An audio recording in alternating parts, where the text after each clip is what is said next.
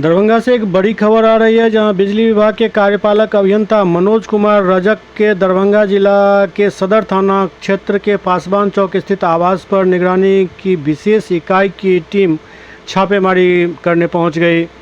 बताया जाता है कि उनके दरभंगा सहित मधुबनी, जयनगर सहित कई अन्य ठिकानों पर एक साथ छापेमारी शुरू हुई है। हालांकि अभी छापेमारी को बताने के लिए कोई तैयार नहीं थे। दरभंगा स्थित आवास पर निगरानी की टीम 4 गाड़ियों में सवार होकर पहुंची, जहां घर में रखे सारे सामान की जांच की जा रही है। कार्यपालक अभियंता का परिवार घर में मौजूद है। कुछ दस्तावेज मिलने की बात बताई जा रही है।